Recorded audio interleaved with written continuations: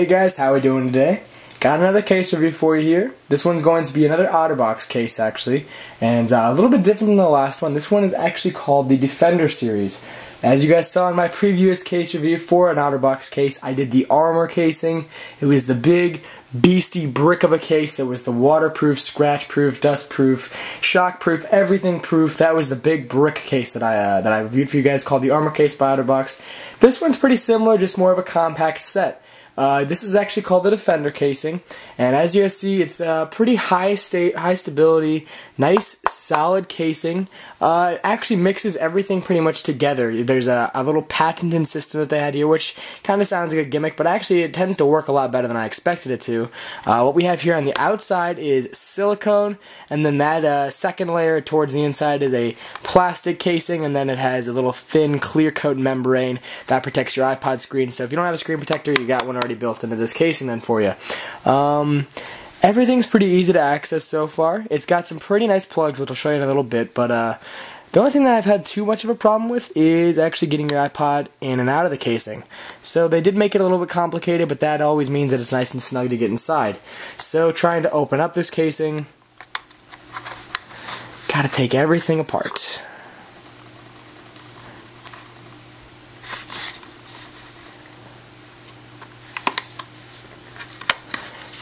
And I know this is taking forever because I stink at it. There we go. Alrighty. So now we got the two parts of the casing. This is just a silicone rubber casing. Pretty nice actually. Has a really nice smooth to it. It's more of a silky smooth to it though. It's not really a grippy feel. So that might be a downside for some users. It doesn't add too much grip to it. And then the other part of this casing is the plastic that I was talking about, greeted with the another layer of clear thin membrane that will protect your iPod a little bit more. The backing of it actually shows off your Apple logo. Also has clear plastic on the back. But anyway, let's pop this one open. Also, when trying to take the case apart, it's got a little bit more of a problem to take it apart, but it's not too bad. If I can find a little place where I can pull it apart. So you just pull it apart, try and loosen up all the sides. Once you get one loosened, the rest of them should kind of just come with it. So there we go. There's our casing, all naked, torn apart, and stripped down to its bare minimum. So let's take my iPod. We will put it back in the same order that we tore it apart. Make sure everything is nice and snug. You should be able to hear it click. And there we go.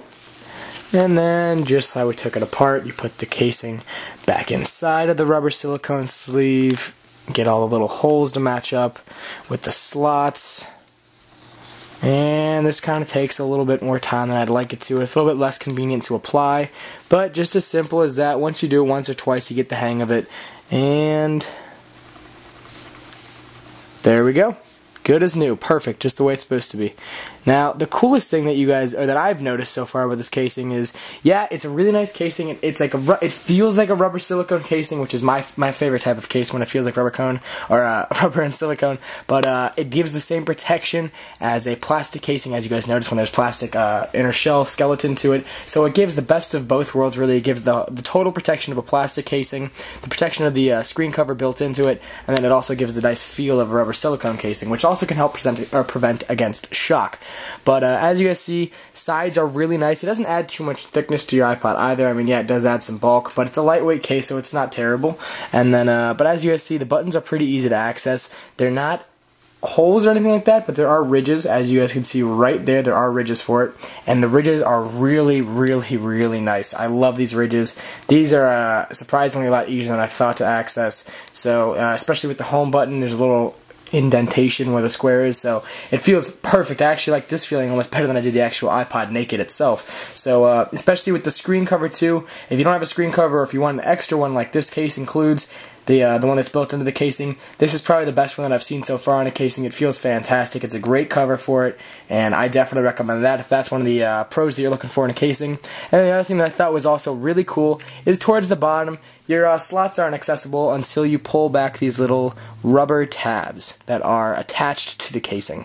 So now we can access our headphone jack over here in the 30-pin connector, and then just as simple as that, you can just snap them back into place, and like that, they're just gone. No dust can get inside, no lint, none of that. So your iPod's completely enclosed right now. Not one slot is open. The case is enclosed. The buttons are enclosed. This backing, as you guys see, Gorgeous backing. Cool idea of them actually to let the Apple logo still fly solo like that. I still think that looks pretty cool. Looks really sharp. Everything's enclosed. Here's your little light sensitivity. That's enclosed too. There's plastic in there.